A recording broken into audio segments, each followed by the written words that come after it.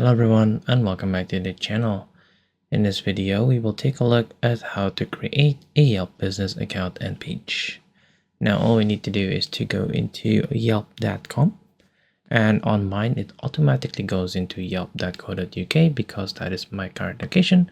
But just go ahead and search for yelp.com on any browser and then you will see some form of page like this.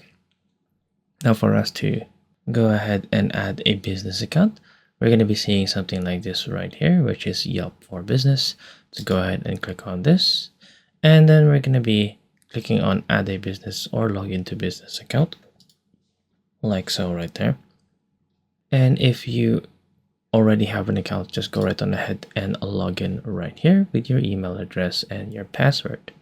If you don't have an account, then you can go ahead and log in via this login right here, or just go ahead and continue with your Google right here.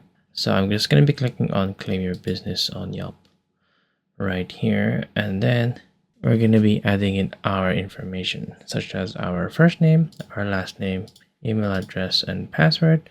And then we're going to be continuing by clicking on create a free business account. So let's just go ahead and add in our information right here, like so.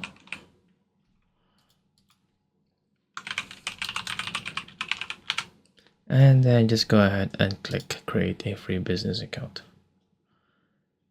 Now you need to go ahead and add in your business account's name. So just go ahead and add that in.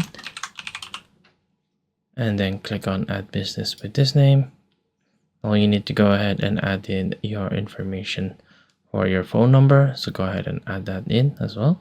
Now you need to go ahead and add in more information about your business.